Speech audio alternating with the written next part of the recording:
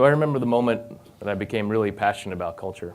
It was about 10 years ago, and I just left a cushy enterprise gig to go join a startup down in LA, founded by a bunch of the original MySpace team, a really smart group of folks, and I really connected with their idea and their passion. I remember being there the first few months, and I noticed that half the team was going off for a few hours and playing Xbox every day. And this continued for a number of weeks. And so I remember having lunch with the CTO one day, and I'd asked him, don't you care that we have so much work to do, and half the team is off playing Xbox? We're so busy. So he looks over and he says, I really don't care what the team does while they're at the office. I know they'll stay up till 2 a.m., they'll work weekends on their schedule, they'll do whatever it takes to ship on time. So no, I'm not worried about it. And I remember going back home and reflecting on that and thinking about my past experiences. I wasn't new to startups. I had worked at a couple of startups and big enterprise shops, but they all shared a similar trait, which was productivity equals time at desk. And it was about top-down and management-focused, right? Not a lot of autonomy. So here I was in this new environment where impact and results mattered more than just looking busy. It was about autonomy and freedom. It was about openness and collaboration. And I saw my own skills grow exponentially while I was there in terms of abilities and confidence. I was tackling projects that just a year before that I didn't think I'd be able to handle because it was okay to fail. It was okay to try again. And I share that story because while that company never grew as expected, to me, that was a culture of innovation. That was a culture of freedom. And now that I'm at a new company, a fast-growing startup, the challenge becomes, how do you take that same feeling of innovation, autonomy, and low process, low overhead, and high coherence, and translate that into a company that's growing and adding people rapidly? So in this talk, I hope to walk you through some of the things that we've done to help facilitate that culture and to try and keep that feeling of innovation alive. So with that, my name is Jim Plush, Senior Director of Engineering at CrowdStrike. I was employee number 30 of over 500 now, so I've seen the rapid growth phase, and I've seen a lot of the changes that were made. I'm also a member of the culture team, so I deal with a lot of these issues day to day with a team of individuals that I'll discuss in a few slides. If you want to talk about any of this offline over a beer later, I can hit me up on Twitter. I'm pretty active there, and I'll be free the rest of the day. So let me give you a little background about CrowdStrike so you kind of get a sense of how everything works. So we're an endpoint security company, picking up where a lot of the big AV players have sort of left customers in the dust. They're still experiencing breaches, and we see that happening in the news all the time. We were the first cloud-based real-time endpoint protection company. So what that means in practice is we have a kernel-level sensor that sits on desktops, laptop servers, and we're constantly sending telemetry back and forth to our cloud systems to identify potential breaches and threats. We also do a lot of the data analysis on the endpoint against machine learning models and indicators of attack, kind of looking at the full kill chain of how hackers actually compromise systems. And given that we're cloud-based, we're also pretty high scale. You may have seen us recently in regards to the DNC breach attribution, where we came out and identified Russia as someone that was trying to tamper with our election process. And so we were the first ones called in to do a lot of that investigation, and a lot of our cloud systems were used for that attribution. I mentioned we're high scale, so we see about 1 million events inbound per second that have to be processed in near real time. And we've got many, many petabytes of data under management. And we do all that using fun open source tech like Go, Elasticsearch, Cassandra, Kafka, that sort of technology. So let's level set on culture, because everyone kind of thinks about culture differently and has the different ideas of what that means to them.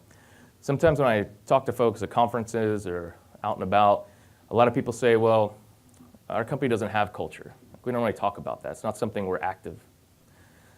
But the reality is every company has a culture, right? Culture is how business gets done. It's how teams interact. It's how you ship code. It's how executives treat employees. Management treats each other. Your development environment is your culture, right? Are people fixing broken builds? Are they looking at broken tests, going the extra mile, right? All these factor into what kind of culture you have and how product gets shipped. It's also about what happens when no one's looking, right? What happens when management's not staring at you all the time and asking for status? Are people doing the right thing? So all those are cultural issues, right? It's not ping pong. And those same folks I talk to tend to think, well, that's not my job. That's management, that's HR. They're the people that think about culture. I was hired to write code. That's what I'm going to do. But I know the demographics of this audience, and it's a lot of principals, architects, senior engineers, technical leaders. And the reality is, you all are the culture influencers. People come in, and they're looking at you to see how business is getting done, right? How should I care about builds? How should I care about automation? How should I treat my peers? What do we value? And so I say that by, sort of challenging you to, as we go through these slides, to realize that, you're not a passenger in this culture experiment, right? You need to be part of that solution that you want to see. So think about those things as we go through and how you could potentially apply these to your company. A lot of the stuff we'll go through started as just a small team of 5, showed promise and something we valued and we wanted to, keep reinforcing, and got adopted organizationally. So I'm going to take you back to the early years and how things got started. We said next-gen startup cultures, right? What does that mean, next-gen? And I kind of think of companies that start today have 2 main foundations that make them next-gen. One, distributed from the start, right? It's very difficult to compete these days for geographic talent locally. So you got to be willing to open up your talent pool as you start and figure out how to make it work as a distributed company. I mean, the reality is once you've passed 1 floor of a building, you're now a distributed company, right? So you have to start thinking in that aspect. And culture from the start. So if you can't compete with these packages from the big companies, you have to give people a great work experience. You have to, give them autonomy, let them fail and learn, right? And let them grow, give them leadership opportunities, right? Because I know the startups I've been, the most learning I've accomplished is while I was at startups. So I remember starting to interview at CrowdStrike, and I'd worked with the CEO in the past. I knew some of the founding team. I knew it was going to be really successful, but I wasn't really sure about another security company, right? Security companies tend to be closed source and secret and private, and that wasn't really the culture that I wanted to get into again. But while I was interviewing, it became clear that that's not the kind of company that they wanted to create either. They wanted to give back information to the community and be open and share and release tools, use open source, contribute to open source, and that aligned a lot more with what I was looking for. So I joined on, and honestly, the first year or so, we didn't really talk a lot about culture, other than things we value. We were just busy trying to get a product ready, iterating with customers, getting feedback, and then things started taking off. Started getting more sales, need to hire. We started getting feedback, bug reports, new feature requests, and things started coming in from customers like, hey, we need SAML integration. Okay, well, no one joins a startup to work on SAML integration, right? So now we had to start balancing who gets to work on that project and who gets to work on the new innovative code. And you start realizing these are cultural issues, right? And needing to balance that. So early on, we put together this concept of a culture team. And the culture team is a representative from all the departments, HR, engineering, finance, cloud team, sensor team, kind of a wide breadth of representation for the employee base. And one of the things that we needed to do was phrase our mission and define our values. So phrase our mission is, why did we come to this company in the first place? Let's get that into a soundbite that we can kind of rally around and use that as a motivator. And then secondly, define the values. What is it in the engineering organization we valued, right? And we wanted to see from an employee standpoint, a leadership standpoint, management standpoint, and then more importantly, how are we going to incentivize behaviors to reinforce those values, Because if you just write it on a piece of paper on a wall somewhere, right, people are going to ignore it. It's the decisions you make that reinforce those values, right? That's how culture is built. And I'll give you an example of something that the culture team would kind of work on that's a cultural issue. Early on, we had this concept of team bonuses. And the idea was each team at the beginning of the quarter would define some of the big things they wanted to accomplish. And if you hit those targets at the end of the quarter, you got some cash. Very well intentioned, meant to drive productivity. But what we started noticing that was incentivizing behaviors that we didn't actually want to see as we scaled.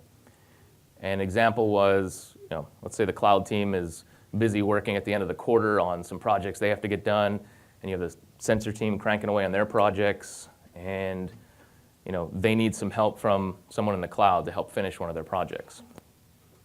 Now the cloud team is incentivized to finish their projects first, so they get a bonus. Everyone gets some shoes for the kids that quarter. But now you're valuing the team over the company's success. And if you watched talk from Matt Rainey from Uber, he's got a great formula there, which is company greater than team greater than self. And anytime you violate that formula, you have a problem. And so we had a problem, right? We were choosing the teams over the company goal because if they had shipped that feature, we might have been able to get additional sales. So those are the kind of cultural issues we look to find out. How are we incentivizing behaviors, and how can we turn those things around and get it right? Company culture is the byproduct of consistent behavior. What you do always wins against what you intend to do. I think a lot of people miss this point, but this sums up culture very well. It's not just about passing around someone's culture deck and saying, oh, we should do that, or writing a bunch of values on the wall and passing that around. Every decision you make reinforces those cultural norms of how business gets done. And if people see you sending out surveys, for example, and they never see the results, they don't see any change from those, they're not discussed, people are going to stop taking your surveys, and you're not going to get feedback that you need. So you have to be very conscious that when you define those kind of values, you have to think how you're actually going to change your decision-making in a way that reinforces those, right? Because every decision incentivizes some behavior. So as a culture team, we try to look at, what can we learn from past companies we worked at? What are some of the anti-patterns that we saw that we didn't want to repeat from other companies that scaled up, or places that we worked at that we didn't like the culture there? And then let's structure the environment and structure our management style in a way that hopefully we can naturally avoid some of those. So what are some of the contributors to poor culture? Poor management practices. Right? Managers putting their favorite people on the good projects. Wrong people getting promoted, fired, hired. People being limited for opportunities in the company and upward mobility. Managers painting themselves in a better light because there's a single pane of glass to upper management. Like all those play into people not feeling like their voice is heard and that issues are being raised. Lack of autonomy. Right? You hire smart folks and then you micromanage them. You take their decision-making ability away, and then you expect to have happy folks. If you're going to hire smart people, you have to be willing to let them fail, let them learn, and grow. And in a leadership role, that's sometimes tough because you may know what the solution is, but you have to let them fail and learn, right? Because we learn a lot through those. Too much process, too many meetings. So people think as you scale up a company, you need to bring in the adults, you need to add a bunch of process and meetings. Now it takes 10 people to figure out if you can put a button on the UI. Like that creates that's definitely not a culture of innovation, right? Then you start to become the behemoth you're trying to replace. So I'm going to walk through two ways we accomplish that. One is, what are the structural things we put in place? And then what are some of the more people-oriented things to give folks a good working environment? Let's start off with structure. So people don't leave companies, they leave managers. Right? This is not always true, but right, we've all probably had our share of this, or we felt that we weren't given opportunities, or we weren't growing or learning. So one of the things we put in place early on is called skip level one-on-ones. And if you're not familiar with that, if you know the concept of one-on-ones, a VP will have managers report to them. Managers will have engineers, and the managers will have one-on-ones with the engineers, and the VP will have one-on-ones with the directors. So in that model, you're allowing managers to paint a single pane of glass, right, up the chain. You're not allowing for team issues to come to light and surface. Now the manager gets to control the message in a way that maybe makes them look better, maybe doesn't raise issues they don't see as important. So skip level one-on-ones will have the VP have one-on-ones maybe less frequently with the engineering team, so it just sort of levels the playing field and allows that visibility to rise and executives and other leaders to hear what the actual problems of the team are. And so I think it's not groundbreaking, but it's one of the more important things we put in place that just sort of levels the playing field, which I think is nice. Multiple sign-offs on promotions. This gets into managers in the past having tendency to promote the wrong people for various reasons, personal or pressure. Especially when you get into senior and principal type positions, you're expected to be impactful across the organization. Right? It's not just one team that you're impactful for. So if you can't justify promoting someone as a senior or principal engineer to your peers, then that person probably may need to work on additional skills or work on some outreach across teams. And you also have to challenge each other on why people aren't getting promoted, right? Why people are getting left behind, and look at other training or opportunities that they can take to maybe grow their career. So it sort of works both ways there. And in our model, managers don't control tasks. Managers are more facilitators and working on career development and some tactical issues day to day.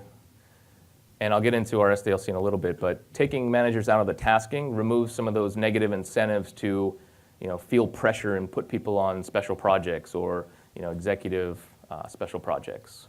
So again, structural things that lead to not incentivizing that behavior in the first place because you can't. If you want to increase innovation, you have to lower the cost of failure. I think a big misconception people have is invention equals innovation. So when I talk to people out there, talk about innovation, it becomes, well, my company's not very innovative, my team's not very innovative, I don't think of new ideas all the time. But that's not innovation, right? Apple didn't invent the mouse, Docker didn't invent containers, but they were able to make it significantly a better experience for people to use, and they innovated on that, and they worked on refining that until it became popular and easy to use. And so innovation really is about how fast can you put something out there, gain understanding, learn, take it back, refine it, push it out, and repeat that cycle. Working with customers, understanding how to lower the friction, or even the development cycle, right? How fast can you ship code to production in a safe way? So that's really innovation. Can you make a 30% improvement in some process or product? That's innovating, right? Just making things better. And if you have people doing that at a wide level, then the sum of all those innovations, that's how you become an innovative company. And that's a big focus on automation. I think automation typically comes from the bottom up, a lot of companies, right? Engineers say, we need to automate, we need to invest in CI, we need to invest in build infrastructure. But at a leadership level, you really have to know that that's how you get innovation. That's how you make it safe to fail, right? We're all going to push bad changes out. We're all going to push bugs. The question is, how fast can you fix those and revert? Investing in canary deployments, blue-green deployments, rapid rollbacks, right? That is a technical leadership opportunity to create an innovative company. Avoiding process is probably the number one, I would say, on the list as you grow, because there's a tendency, as you're adding all these new folks, that they're trying to bring in process from these big companies that you may not be ready for. So I'll give you an example. We had a 5-minute UI outage a few years ago because a developer pushed a bad config right to production. And an executive we had at the time, who's no longer with us, had a freak out, wasn't even on the engineering team, but decided that every production change needed to go through them, right? They needed to prove everything. So we have all these engineers, and we're like, no, we're definitely not doing that. That's a terrible idea.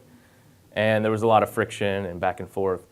And I wish I'd known about this concept back then, but if you've read the Google SRE book, which I highly recommend, they have this concept called error budget. An error budget is getting into that friction between operations, management, and product teams. Like product teams want to move fast, they want to iterate, they want to get their code out and have customers use it, right, and feel it. Operations, right, they want things stable, they want to sleep at night. Right? And executives don't want to hear it from the customers when there's an outage. But the reality is most apps don't need 100% uptime. You're not gonna get it. So you define what your availability target is. So if you're saying I want 4 nines of availability, then I have 52 minutes of an innovation budget, an error budget, where I know I'll be down for 52 minutes a year. You should expect that. And that allows the product team to move fast and iterate and make changes. And as long as you're under that budget, then you don't get that, automatic pressure from operations or other teams to, hey, slow down. Now, when you approach that error budget, and you start getting 45, 50 minutes of downtime, then it's time to take a step back. How are you testing? How are you deploying? Why can't you roll back faster? Like, what can we invest in on the automation side? Clearly, something is not right.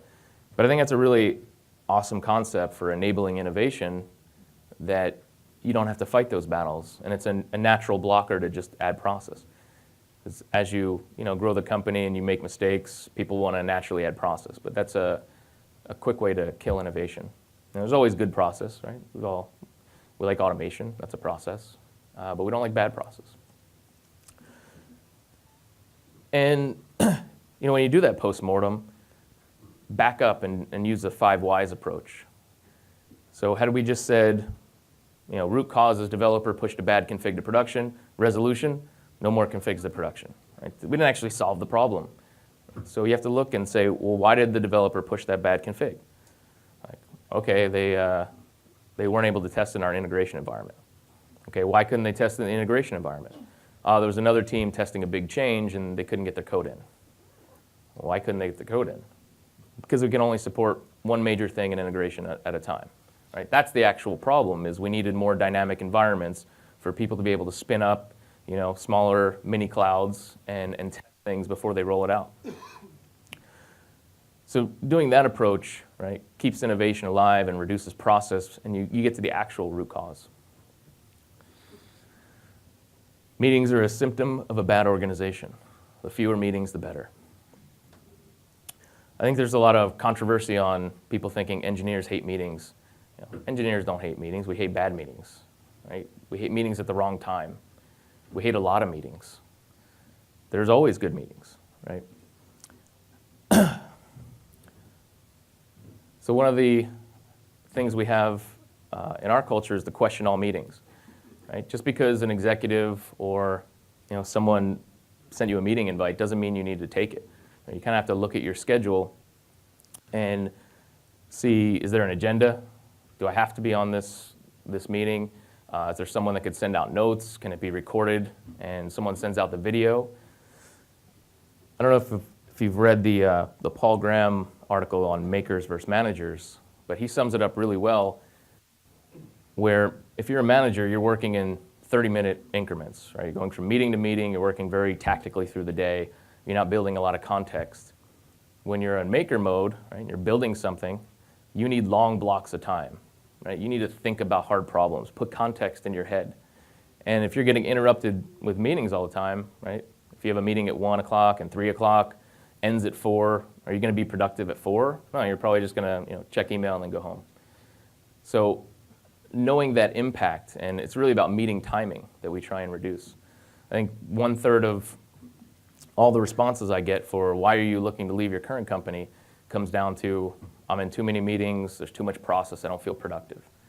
And I don't think enough technical leaders really listen to that and take active steps to reduce that meeting load on the engineering teams. Especially I've been in enterprise companies, and as you start moving up the technical ladder, it just feels like you're in more and more meetings and you have to be in every conversation, and it quickly becomes a job you hate.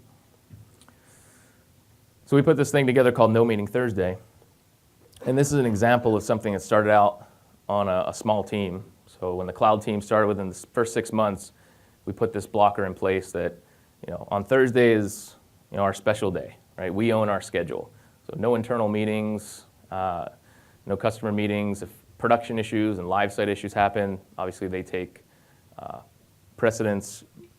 But as a normal operating procedure, no additional meeting load. Because we knew that this tendency might manifest as we grow, right? You start adding other people, other teams, you have to convert.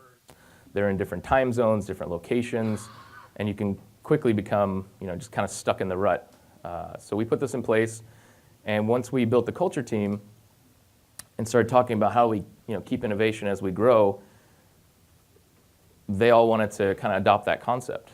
And so it wound up being something we talked about in the culture team and then raised to the executive team, and it was kind of a no-brainer. It's like, what kind of company can't give you 8 hours to work quietly?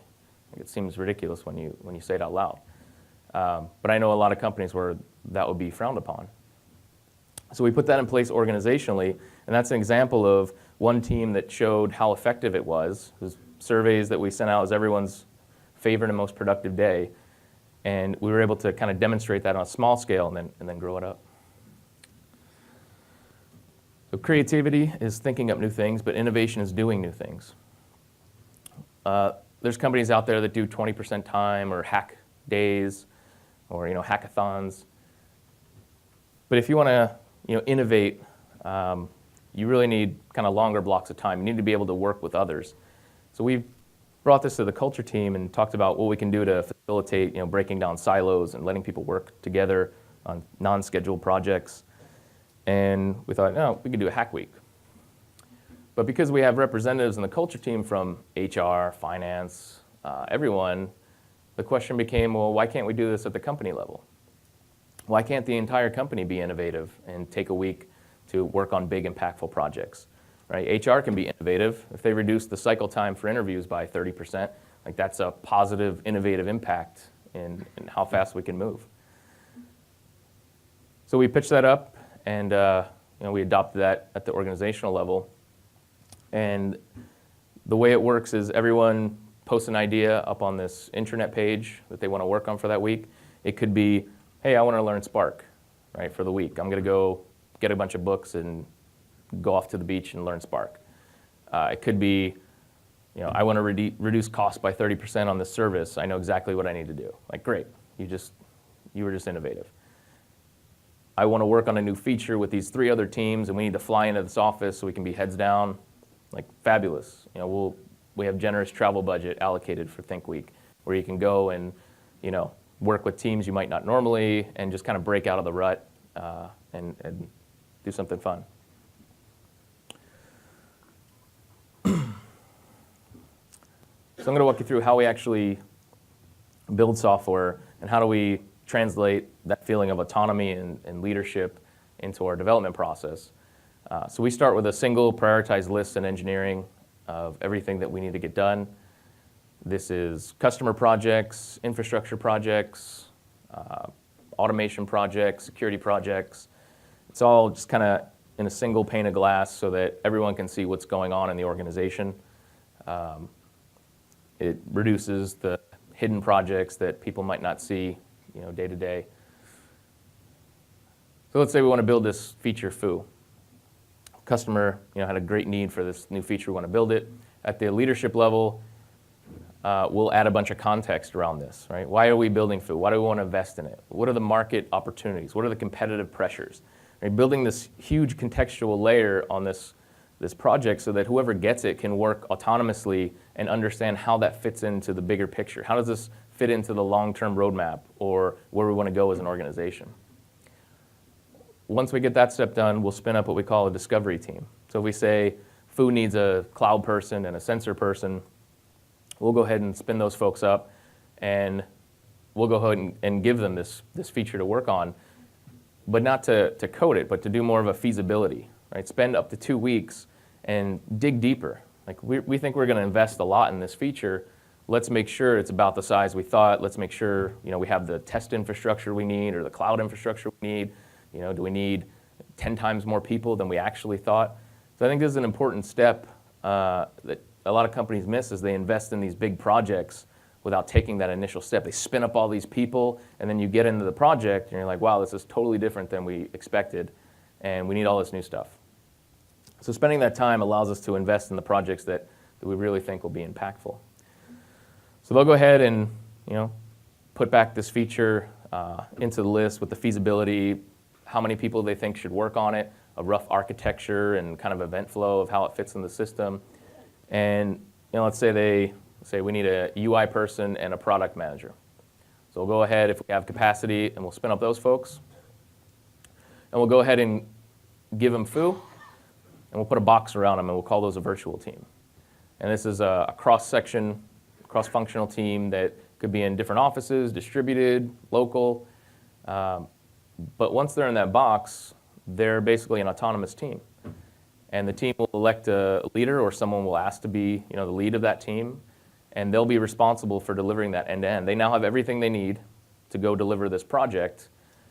And we don't care what methodology they use. You want to use Scrum? Great, figure it out. You want to use Kanban? Fabulous. You want to use a Google Doc? Great, we've had successful projects just using Google Docs. So by not prescribing that, it gives people a chance to experience and learn and play with new techniques, and allows for leadership opportunities. It allows people to try out, hey, do I like leading a team? Do I like being more on the people side or interacting with others, providing status? And in this model, we also don't have any dates. And by not having dates, what we give is a quarterly estimate and a confidence level. So we say, well, we think this should land in Q3, and we're 80% confident. Because I'm an engineer, and I know other engineers are really bad at estimating projects. And it's not that you're bad at estimating projects, it's all the things around projects, right? It's like, I can get this code done in 2 days. Okay, what about testing, integration testing, black box testing, metrics, alerting, right? Run books, operations, scale, fault tolerance, right? That easily adds up sometimes, especially at our scale, to be more than the project time itself. So by not having dates, we sort of factor that naturally.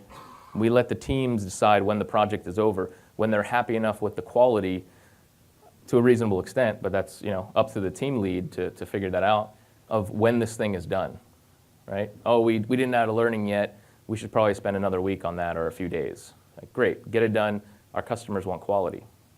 So I think that's an interesting approach that's worked well for us, and giving people that leadership opportunity enables kind of a leader-leader model where you're not dictating how people work. You're just setting the guardrails, giving them some context, and away they go. So we'll have a number of these spun up at the same time, and we'll keep some capacity on the side for production issues, any kind of interrupts that come in, so that the virtual teams are left sort of untouched. And when I think back to some of my enterprise days of how I would scale this up to an enterprise org, I think I would start to look at maybe building a triangle sort of model of this interaction, where you can do it at a departmental level or a division level, and scale that model down. But it's something we're experimenting with. But it's been really successful for us. So what have we done on the people side? So the urge to excel and the urge to lead aren't the same. Sometimes I think they may be opposites. So pretty accurate quote for engineering teams. There's a lot of companies where if you want to advance as an engineer, you have to become a people manager, right? If you want to make more money for your family, you want more recognition in the company, you're going to have to get into management. But not every engineer wants to be a manager. Some engineers, many engineers, want to be just great engineers. They want to be impactful in the organization and continue to learn and grow.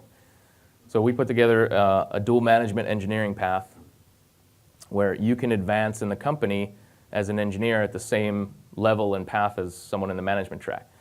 And the key thing is this: the same compensation bands all the way up, right? All the way up to senior VP, you'll have the same benefits package, the same compensation, same options pool, like all the benefits you would get and the impact that you would get if you were a senior VP. So I think that's, gives people an opportunity to continue to do what they love if they choose not to get into people management. The only thing worse than training employees and losing them is to train them and not keep them. To not train them and keep them. With technology changing so much, there's so much new open source projects and different ideas out there.